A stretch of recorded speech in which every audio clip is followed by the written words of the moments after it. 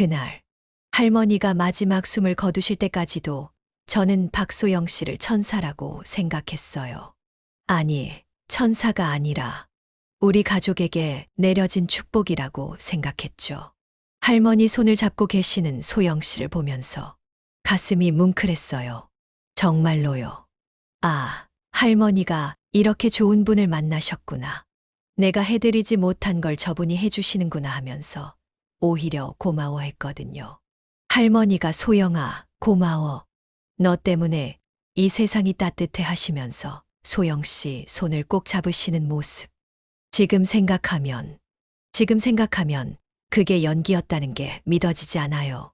처음 소영 씨를 만났을 때 첫인상이 정말 완벽했어요. 키 165cm 정도의 단정한 보브머리, 흰색 카디건에 베이지색 치마. 정말 간병인 같지 않게 깔끔하고 우아했죠. 안녕하세요. 박소영입니다. 할머니를 친딸처럼 모시겠습니다. 그때 소영 씨가 90도로 인사하시면서 하신 그 말. 목소리도 정말 따뜻했어요. 약간 허스키한데 부드러운 그런 목소리였거든요. 그 순간 정말 가슴이 확 놓였어요. 아, 이제 됐다. 할머니 잘 부탁드릴 수 있겠다 하면서요. 그런데 지금 생각해 보니까 그때 소영 씨 미소에 뭔가 이상함이 있었어요.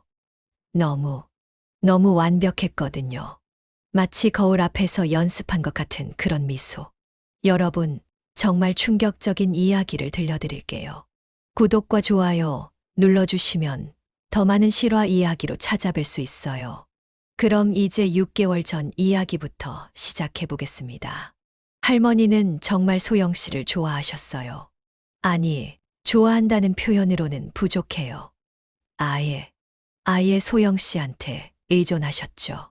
민지야, 소영이가 내 친딸 같아. 너보다 더 잘해줘. 그 말 들을 때마다 가슴이 찔렸어요. 할머니를 더 자주 뵙지 못한 제 자신이 미안하고 동시에 소영 씨에게는 고마웠죠. 내가 못 해드린 걸 대신 해주시는구나 하면서요. 그런데 어떻게 그게 다 가짜였을 수가 있어요? 할머니가 직접 요청하셨어요. 소영 씨에게 재산의 절반을 남기고 싶다고 하시면서 눈물까지 흘리셨거든요. 변호사 선생님이 그렇게 말씀하실 때 저는 오히려 감동했어요. 할머니가 소영 씨를 얼마나 사랑하시는지 하면서요. 20억이에요. 20억. 할머니가 평생 모으신 전 재산을 6개월밖에 안 된 간병인에게 절반이나 남긴다고요? 그때도 저는 의심하지 않았어요. 아니, 의심하고 싶지 않았던 것 같아요. 소영 씨가 정말 할머니를 잘 돌봐주시니까. 그리고 제가 할머니께 못해드린 게 너무 많으니까. 하지만 할머니가 돌아가신 후에 알게 된 진실은 정말 충격적이었어요. 박소영. 그 사람의 진짜 이름은 박소영이 아니었어요. 간호학과 졸업도 거짓말이고 10년 경력도 거짓말이고 심지어 그 따뜻한 미소마저도 다 거짓말이었어요. 우리 할머니가 세 번째였어요. 세 번째 희생자였다고요. 박철수 할아버지, 이순자 할머니, 그리고 우리 할머니까지 모두 같은 방법으로 같은 사람한테 당한 거였어요. 그날 밤 소영 씨가 할머니 약을 챙겨드리는 걸 보면서 정말 천사 같다 했던 그 순간들이 지금은 너무 끔찍해요. 그때 할머니가 드신 그 약 속에 할머니를 서서히 죽이는 독이 들어 있었다는 걸 알았을 때 그 충격이란 어떻게 사람이 그럴 수가 있을까요? 이야기는 6개월 전으로 거슬러 올라갑니다. 할머니가 치매 진단을 받으신 건 작년 가을이었어요. 처음에는 가벼운 건망증 정도라고 생각했는데 병원에서 초기 치매라는 진단이 나왔을 때 정말 하늘이 무너지는 것 같았죠. 혼자 사시기엔 위험하다고 하셨거든요. 그런데 저희 부부는 맞벌이에 아이들 키우느라 정신없고 남편은 변호사 일로 야근이 잦고 제가 매일 할머니를 돌볼 수는 없는 상황이었어요. 그래서 간병인을 알아보기 시작했죠. 여러 업체에 문의했는데 다들 비슷비슷했어요. 경력은 대충, 추천서도 엇비슷하고. 그런데 소영 씨는 달랐어요. 이력서부터가 완벽했거든요. 대학 간호학과 졸업에 대학병원 중환자실 5년, 개인 간병 5년, 총 10년 경력이라고 했어요. 추천서도 3장이나 있었고, 그것도 다 의사 선생님들이 직접 써주신 거라고 하더라고요. 전화로 통화했을 때도 정말 믿음직스러웠어요. 할머니 상태가 어떠신지 자세히 물어보시고, 평소 좋아하시는 음식은 뭔지, 취미는 뭔지, 정말 세심하게 체크하시더라고요. 그리고 마지막에 이렇게 말씀하셨어요. 어르신을 제 친할머니처럼 모시겠습니다. 걱정 마세요. 그 한마디에 정말 안심이 됐어요. 그리고 드디어 할머니 댁에서 만난 그날. 정말 첫인상부터 완벽했어요. 정시에 딱 맞춰 오셨고, 옷차림새도 단정하고, 할머니께 인사하는 모습도 정말 정중했어요. 할머니, 안녕하세요. 저는 박소영이에요. 앞으로 할머니를 돌봐드릴 거예요. 불편한 거 있으시면 언제든 말씀해 주세요. 할머니도 소영 씨를 보자마자 굉장히 좋아하셨어요. 어머, 이쁘네. 나이는 몇 살이야? 애가 참 착해 보인다. 그때 소영 씨가 대답하신 게 지금 생각해보면 정말 교묘했어요. 35이에요. 할머니. 저희 친할머니가 할머니만큼 예쁘셨거든요. 닮으신 것 같아서 더 반가워요. 할머니가 그 말에 얼마나 기뻐하셨는지 온종일 웃으시면서 소영 씨 손을 놓지 않으셨어요. 처음 며칠은 정말 완벽했어요. 아침에 가면 할머니가 깔끔하게 씻으시고 예쁜 옷 입고 계시고 식사도 정말 잘 챙겨 드시고 계시더라고요. 약도 정확한 시간에 드시고 산책도 규칙적으로 하시고 소영 씨가 할머니 손톱도 예쁘게 다듬어 드리고 머리도 곱게 빗어 드리고 정말 친딸처럼 돌봐드리시는 모습이 감동적이었어요. 할머니도 하루가 다르게 밝아지셨죠. 민지야, 소영이가 정말 잘해줘. 내가 이렇게 편한 게 언제야. 그 말씀 들을 때마다 정말 고마웠어요. 제가 해드리지 못하는 걸 소영 씨가 대신 해주시는 것 같아서요. 그런데 한 달쯤 지났을 때부터 뭔가 이상한 변화들이 생기기 시작했어요. 처음에는 별거 아닌 것 같았는데 지금 생각해보면 그때부터 이미 소영 씨의 계획이 시작된 거였어요. 할머니가 저희를 만날 때마다 하시는 말이 바뀌기 시작했거든요. 민지야, 너 바쁘니까 자주 오지 마. 소영이가 다 해주니까 괜찮아. 처음엔 배려해 주시는 말씀인 줄 알았어요. 그런데 점점 더 심해지더라고요. 와서 뭘 하러 와. 소영이 혼나잖아. 소영이가 나한테 얼마나 잘해주는데. 그리고 더 이상한 건 할머니가 자꾸 저희 가족 이야기를 부정적으로 하기 시작하신 거예요. 민지 남편은 바빠서 안 오고 애들은 할머니 안 보러 오고 결국 나는 혼자네. 하지만 소영 씨가 옆에서 이렇게 말하시더라고요. 할머니, 그래도 가족이 제일 소중하죠. 민지 씨도 할머니 걱정 많이 하세요. 겉으로는 저희를 감싸주시는 것 같았어요. 그런데 왜인지 모르게 뭔가 어색한 느낌이 들었어요. 그리고 2달째 되던 어느 날, 정말 충격적인 일이 일어났어요. 할머니가 갑자기 저에게 이런 말씀을 하신 거예요. 민지야, 소영이한테 용돈 좀 줘야겠어. 이렇게 잘해주는데 미안해서 어떻게 하니? 용돈이요? 할머니 간병비는 매달 드리고 있는데요. 아니야, 그건 말고. 소영이가 자기 돈으로 내 약값도 내고 맛있는 것도 사다 주고. 미안해서 어떻게 해. 그때 깨달았어요. 소영 씨가 할머니께 뭔가 거짓말을 하고 있다는 걸. 그날 저는 소영 씨를 따로 불러서 물어봤어요. 소영 씨, 할머니가 약값을 본인 돈으로 내신다고 하시는데 그게 무슨 말씀이세요? 그랬더니 소영 씨가 정말 당황스러운 표정을 지으시더라고요. 아, 할머니가 그런 말씀을 하셨어요? 아니에요. 제가 약국에 대신 가서 사드릴 뿐이에요. 돈은 할머니가 주신 걸로 사는 거고요. 하지만 할머니 표정은 달랐어요. 뭔가 확신에 찬 표정이셨거든요. 소영이가 자기 돈으로 샀다고 했는데 왜 거짓말을 해? 그때부터 정말 이상했어요. 할머니와 소영 씨 사이에 뭔가 제가 모르는 이야기들이 오가고 있다는 느낌이 들었거든요. 그리고 3개월째 더 충격적인 일이 일어났어요.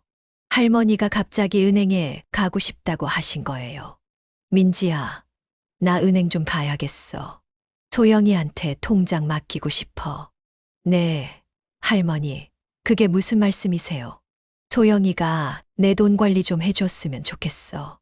나는 이제 머리가 깜빡깜빡해서 실수할까봐. 그때 소영 씨가 옆에서 말리는 척 하시더라고요. 할머니, 그런 건 가족분이 하셔야죠.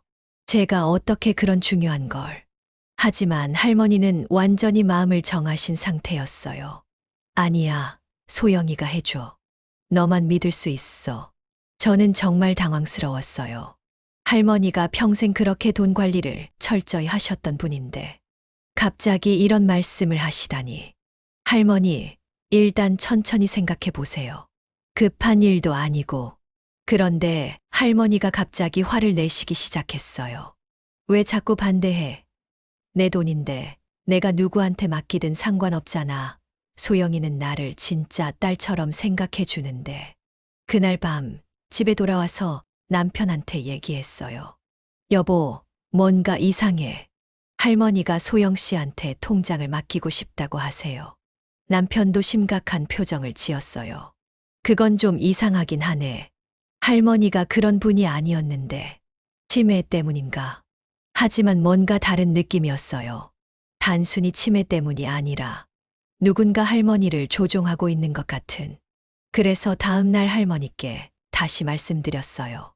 할머니, 소영 씨도 부담스러워 하시는데 일단 제가 도와드릴게요. 그랬더니 소영 씨가 정말 기가 막힌 말을 하시더라고요. 민지 씨, 할머니 의견을 존중해 드려야죠. 할머니가 원하신다면 제가 도와드릴 수도 있어요. 물론 가족분들이 다 동의하신다면요. 그 순간 소름이 돋았어요. 분명히 말리는 척 했는데 결국엔 본인이 하겠다는 거잖아요. 결국 할머니 고집을 꺾을 수 없어서 소영 씨가 할머니 통장을 관리하게 됐어요. 물론 저희가 정기적으로 확인한다는 조건으로요. 하지만 그때부터 더 이상한 일들이 연달아 일어나기 시작했어요. 먼저 할머니가 저희 가족에 대해 하시는 말들이 완전히 바뀌었어요. 민지네는 바빠서 나한테 관심도 없어. 소영이만 나를 진짜 생각해줘. 심지어 손자들 이야기까지 부정적으로 하시기 시작했어요. 애들도 할머니 보러 안 와. 게임만 하고. 요즘 애들은 다 그래.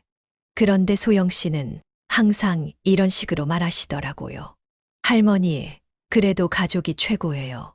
민지 씨도 할머니 생각 많이 하시고 아이들도 할머니 보고 싶어 해요. 겉으로는 우리를 감싸주시는 것 같았는데 왜인지 더 기분이 나빴어요. 마치 할머니 마음에 독을 뿌려놓고 본인은 천사인 척하는 느낌이었거든요. 그리고 4개월째 정말 결정적인 사건이 일어났어요. 할머니가 갑자기 유언장을 쓰고 싶다고 하신 거예요. 민지야, 나 유언장 좀 써야겠어. 할머니, 아직 그런 거 생각하실 때 아니에요. 아니야, 미리 써둬야지. 소영이가 말하는데 요즘 다들 그런다더라. 또 소영 씨 얘기였어요. 할머니가 뭔 얘기를 하시든 소영 씨가 그랬다는 말이 꼭 나오더라고요. 그래서 제가 소영 씨한테 직접 물어봤어요. 소영 씨, 할머니한테 유언장 얘기하셨어요? 그랬더니 정말 당황스러운 대답을 하시더라고요. 아, 그냥 할머니가 갑자기 그런 얘기를 하시길래 요즘은 다들 미리 준비한다고 말씀드린 거예요. 괜찮은 일 아닌가요? 괜찮은 일이 아니었어요. 전혀요. 78세 할머니한테 간병인이 유언장 얘기를 꺼낸다고요? 아무리 생각해도 이상했어요. 그런데 더 이상한 건 할머니가 유언장 내용까지 구체적으로 말씀하신 거예요. 소영이한테 절반은 줘야겠어. 이렇게 잘해주는데. 그 말을 듣는 순간 정말 머리가 하얘졌어요. 20억의 절반. 10억을 6개월도 안 돼서 만난 간병인에게 준다고요? 할머니, 그건 너무. 왜? 내 돈인데 내가 누구한테 주든 상관없잖아. 할머니가 소리를 지르시는 모습을 본 건 그때가 처음이었어요.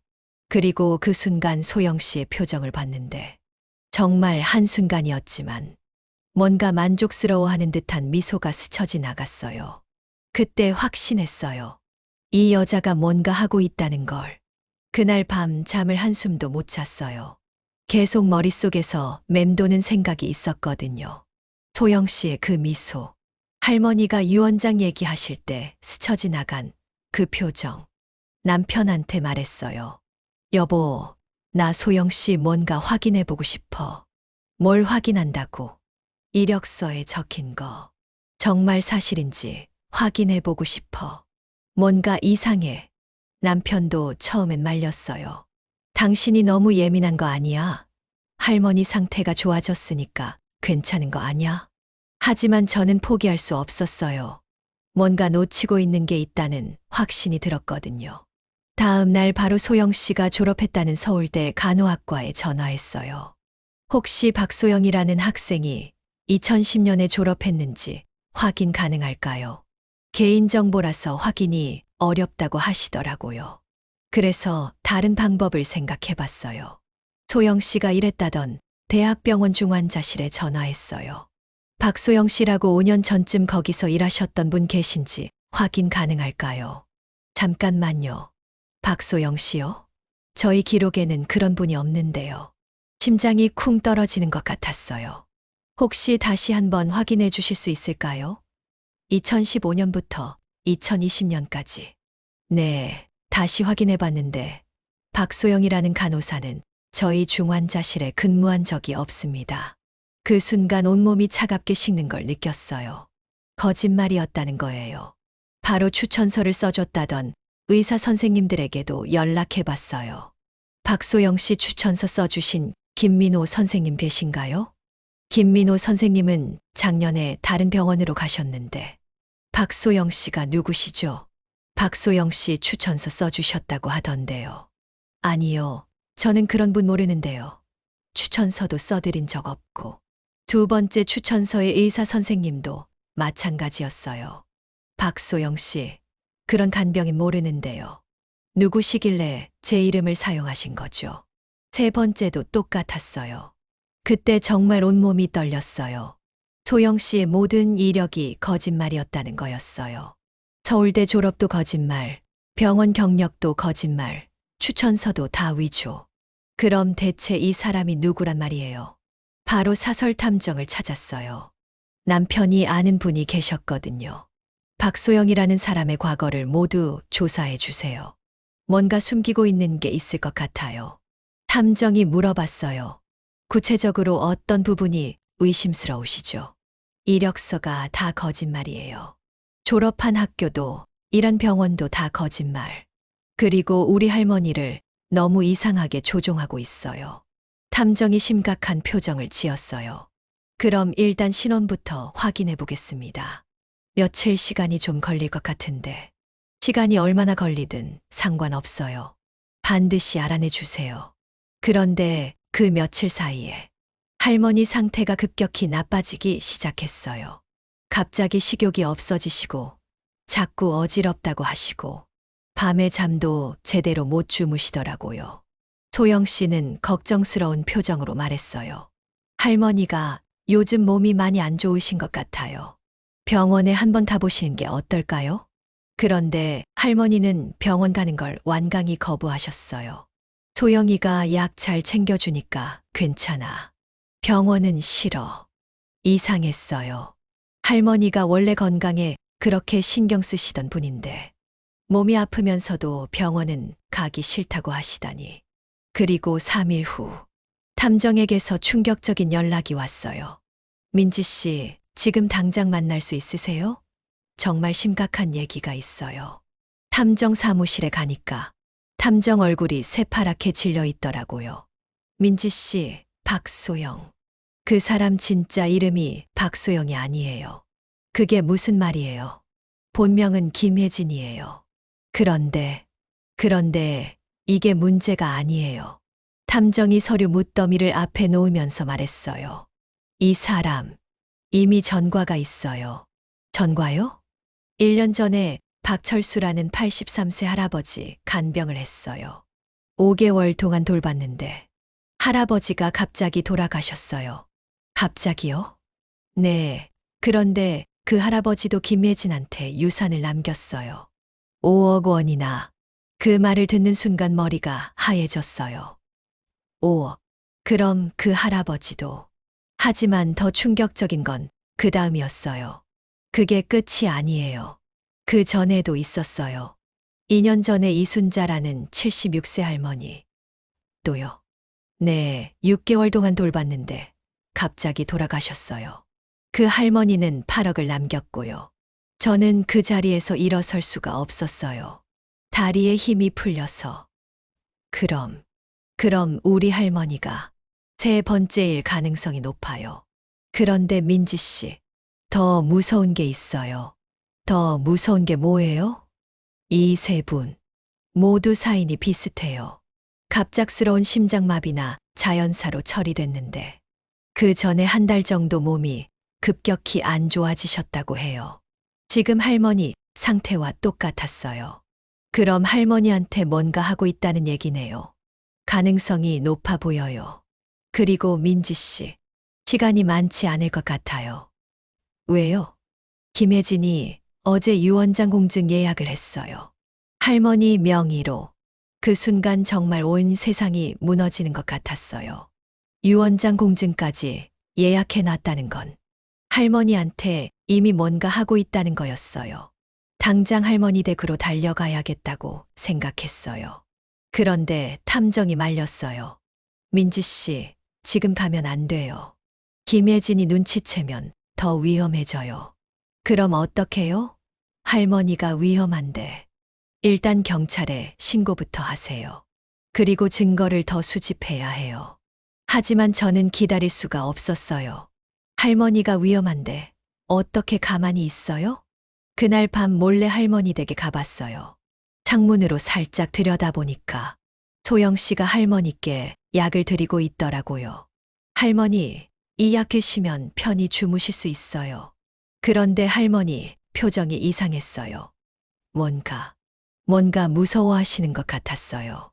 소영아, 나 이 약 먹기 싫어. 먹으면 머리가 더 멍해져. 할머니, 안 드시면 더 아프세요. 의사 선생님이 꼭 드시라고 했어요. 그 순간 확신했어요. 저 약에 뭔가 문제가 있다는 걸. 그 순간 저는 더 이상 참을 수 없었어요. 문을 쾅 하고 열고 들어갔어요. 할머니와 소영 씨가 깜짝 놀라서 저를 보더라고요. 민지야? 왜 이렇게 늦게? 할머니, 그 약 드시면 안 돼요. 제가 소영 씨 손에서 약을 빼앗으려고 하니까 소영 씨가 완전히 다른 표정이 되더라고요. 그 완벽한 미소가 순식간에 사라졌어요. 민지 씨, 지금 뭐 하시는 거예요? 이 약이 뭐예요? 정말 의사가 처방해 준 거예요? 당연하죠. 할머니, 치매 약이에요. 거짓말하지 마세요.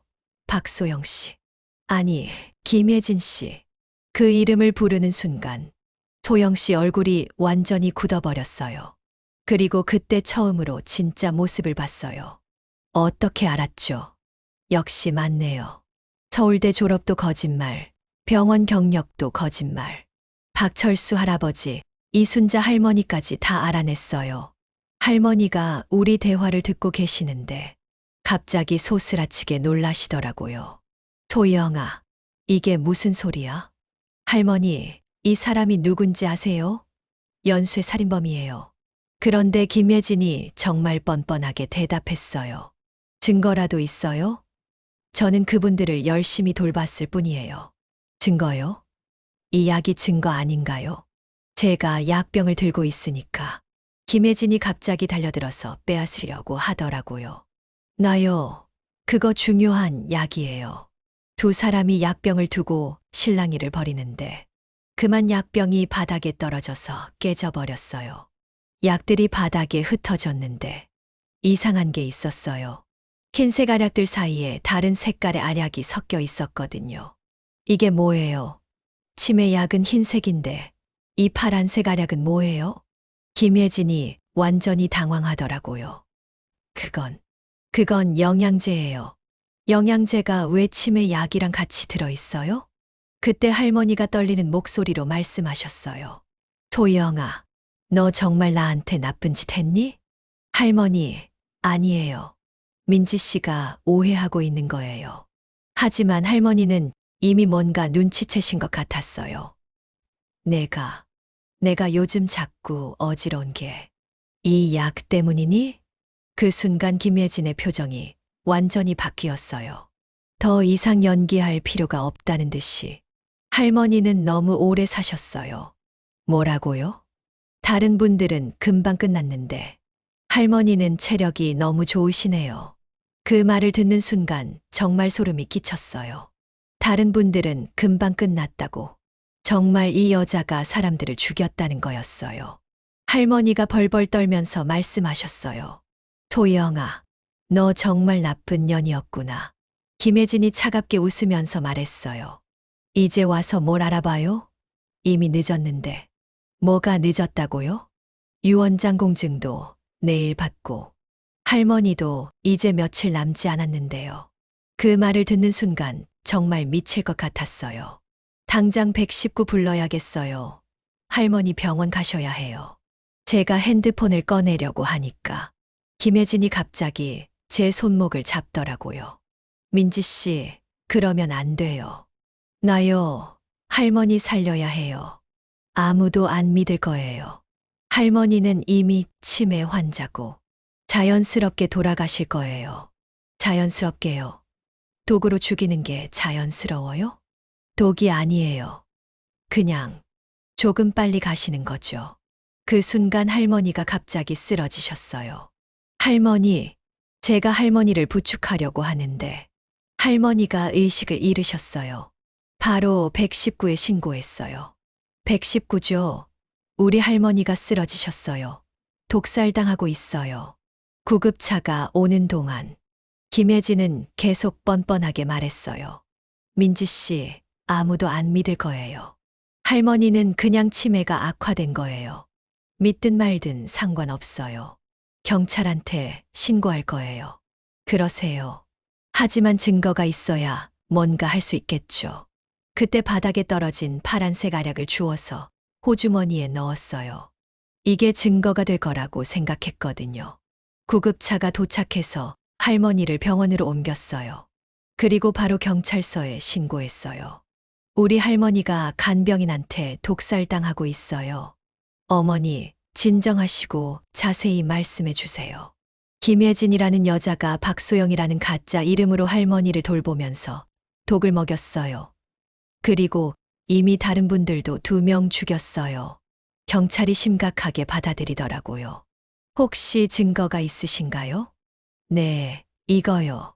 바닥에서 주운 파란색 알약을 보여줬어요. 이게 치매 약에 섞여 있었는데 분명히 이상한 성분이 들어있을 거예요. 경찰이 그 알약을 국과수에 보내서 검사하기로 했어요. 그리고 탐정이 조사해준 자료들도 모두 제출했어요. 김혜진의 과거 피해자들에 대한 정보까지. 하지만 정작 김혜진은 그날 밤 사라져 버렸어요. 다음 날 경찰이 할머니 댁에 갔을 때는 이미 아무도 없었어요. 짐도 모두 싸서 가져가고. 하지만 놓친 게 있었어요.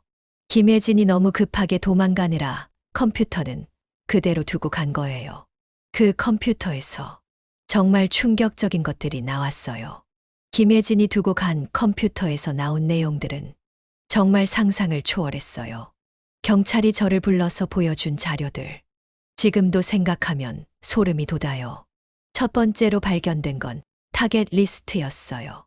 독거노인들의 신상 정보가 엑셀 파일로 정리되어 있었는데 이름, 나이, 재산 규모, 가족 관계까지 세세하게 적혀 있었어요. 박철수 83세, 재산 5억, 자녀 해외 거주, 완료, 이순자 76세, 재산 8억, 자녀 연락 안 함, 완료. 김영희 78세, 재산 20억, 조카 맞벌이, 진행 중. 정태순 82세, 재산 15억, 자녀 없음, 예정. 우리 할머니 밑에 또 다른 할머니가 예정으로 적혀 있는 걸 보는 순간 정말 온몸이 떨렸어요. 그리고 더 충격적인 건 작업 일지였어요. 김혜진이 매일매일 기록해 놓은 거였는데 정말 치밀하게 계획을 세워놨더라고요. 3월 15일 첫 만남. 호감도 높음, 가족과 거리감 조성 시작. 4월 10일 통장 관리 성공. 가족에 대한 부정적 인식 강화. 4월 25일 유언장 언급. 긍정적 반응. 서서히 양 증가. 5월 2일 몸 상태 악화 시작. 계획대로 진행. 양 증가라는 표현을 보는 순간 정말 이 사람이 악마라는 생각이 들었어요.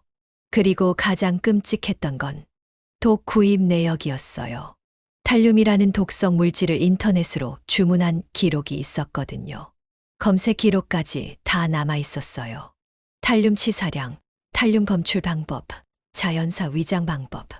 이런 검색어들이 수백 개가 넘게 저장되어 있었어요. 그리고 다른 피해자들과 관련된 사진들도 있었어요. 박철수 할아버지가 점점 야위어가는 모습을 시간 순서대로 찍어 놓은 사진들. 마치 실험 과정을 기록하는 것 같았어요. 이순자 할머니도 마찬가지였어요. 처음엔 건강해 보이시던 모습이 점점 초췌해지는 과정이 그대로 기록되어 있었어요. 그리고 우리 할머니 사진들도 있었어요. 제가 모르는 사이에 찍은 사진들이 수십 장. 국과수 검사 결과도 나왔어요. 제가 주운 파란색 알약에서 탈륨이 검출됐다고 하더라고요. 그리고 할머니 혈액 검사에서도 탈륨이 나왔어요. 이미 치사량에 가까운 수치였어요. 의사가 말했어요. 이미 몸 전체에 독이 퍼진 상태입니다. 최선을 다해보겠지만 그 말을 들으니까 다리가 후들후들 떨렸어요. 경찰에서는 박철수 할아버지와 이순자 할머니 사건도 재수사에 들어갔어요. 물론 이미 화장을 하셔서 부검은 불가능했지만 다른 증거들이 있었거든요. 김혜진 컴퓨터에서 발견된 동영상이 결정적이었어요. 박철수 할아버지에게 약을 먹이는 장면이 찍혀 있었는데 할아버지가 거부하시는 모습까지 다 녹화되어 있었어요. 할아버지, 이거 드시면 편해지세요. 아니야, 이 약 먹으면 속이 더 아파. 괜찮아요. 의사가 드시라고 했어요. 김혜진이 강제로 약을 먹이는 장면. 정말 끔찍했어요. 그리고 드디어 김혜진이 잡혔다는 연락이 왔어요. 부산에서 또 다른 이름으로 새로운 타겟을 물색하고 있다가 붙잡혔다고 하더라고요. 체포 현장에서도 끝까지 뻔뻔했대요. 저는 아무것도 안 했어요. 그냥 열심히 간병을 했을 뿐이에요. 하지만 모든 증거가 김혜진을 가리키고 있었어요. 그런데 할머니는 병원에서 이틀을 더 버티셨어요. 그 이틀 동안 의식이 돌아오셨을 때가 있었는데, 민지야, 고마워. 내가 나를 구하려고 했다는 걸 알아. 할머니, 제가 더 빨리 알았어야 했는데, 정말 죄송해요. 아니야. 너 덕분에 그 나쁜 여자가 잡힐 거야. 다른 사람들은 나 같은 일 당하지 않을 거고. 그게 할머니가 저에게 마지막으로 하신 말씀이었어요. 할머니는 결국 돌아가셨어요. 몸에 쌓인 독이 너무 많았던 거죠. 할머니 장례식 날 정말 많은 분들이 오셨어요. 그런데 그 중에 낯선 분들이 계셨어요. 저희는 박철수 할아버지 유족입니다. 뉴스 보고 왔어요. 저희는 이순자 할머니 딸입니다. 정말 감사해요. 김혜진의 과거 피해자들 유족분들이 모두 오신 거였어요. 할머니 덕분에 저희도 진실을 알게 됐어요. 정말 고맙습니다. 박철수 할아버지 아들분이 그러시더라고요. 저희 아버지도 마지막에 계속 말씀하셨어요. 간병인이 이상하다고. 하지만 저희는 치매 때문인 줄 알았어요. 이순자 할머니 딸분도 마찬가지였어요. 어머니가 돌아가시기 전에 자꾸 소영이가 무섭다고 하셨어요. 그 말을 들어드렸어야 했는데 그때 깨달았어요. 우리 할머니뿐만 아니라 다른 분들도 마지막까지 진실을 말씀하려고 하셨던 거구나. 하지만 아무도 귀 기울여 듣지 않았던 거죠. 그래서 저희는 뜻을 모아서 김영희 할머니 기념 독거노인 보호센터를 만들기로 했어요. 할머니의 죽음이 헛되지 않게 그리고 더 이상 이런 일이 일어나지 않게 하기 위해서요. 김혜진은 1심에서 사형을 선고받았어요. 재판장에서 마지막으로 하는 말이 후회하지 않습니다. 어차피 오래 못 사실 분들이었어요. 그 말을 듣는 순간 정말 이 여자는 인간이 아니라는 생각이 들었어요. 하지만 중요한 건 이제 더 이상 피해자가 생기지 않을 거라는 거였어요. 센터를 운영한 지 1년이 지났어요. 그동안 정말 많은 분들을 도왔어요. 간병인이 수상하다고 신고하신 분들, 어르신이 이상한 말씀을 하신다고 걱정하시는 가족분들, 그런 분들의 이야기를 진지하게 들어드리고 필요하면 즉시 조사에 나서죠. 지금까지 5명의 수상한 간병인을 발견해서 조치했어요. 다행히 김혜진처럼 심각한 경우는 없었지만 여전히 문제가 있는 사람들이 있더라고요. 그리고 무엇보다 신뢰할 수 있는 간병인 인증 시스템을 만들었어요. 철저한 신원 조회와 정기적인 교육, 지속적인 모니터링을 통해서요. 매년 할머니 기일에는 센터에서 추모 행사를 해요. 그때마다 할머니께 보고 드려요. 할머니, 올해도 30분의 어르신을 도와드렸어요. 할머니 덕분에 살아계신 거예요. 바람이 살짝 불면 마치 할머니가 대답하시는 것 같아요. 잘했어, 민지야. 고마워. 지난주에는 정말 뜻깊은 일이 있었어요. 한 할머니가 센터에 전화하셔서 간병인이 이상하다고 신고하신 거예요. 조사해보니 정말 문제가 있는 사람이었어요. 그 할머니가 저에게 이렇게 말씀하셨어요.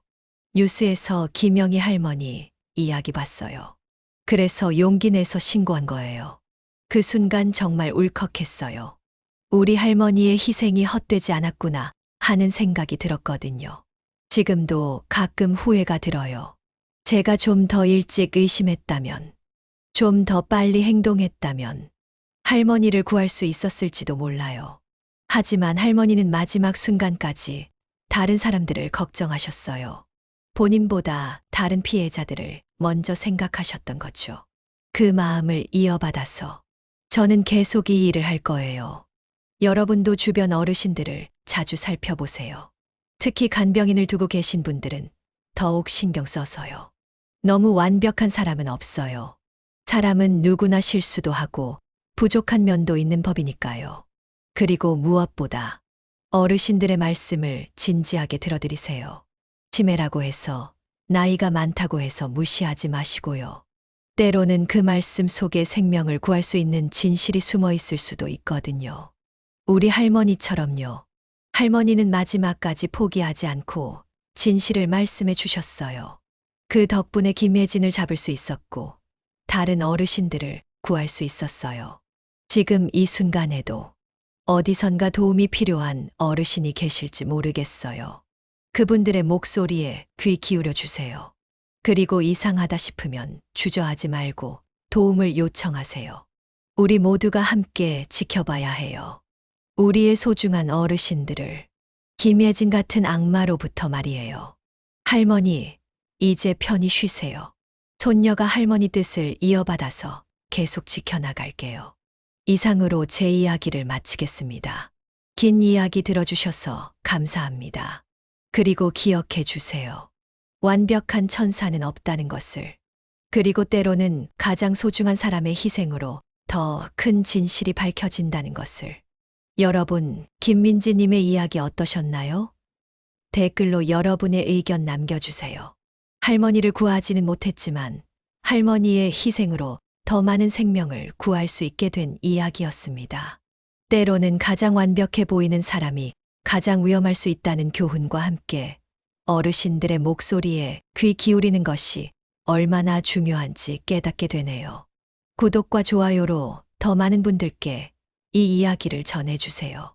그럼 다음 이야기로 찾아뵙겠습니다.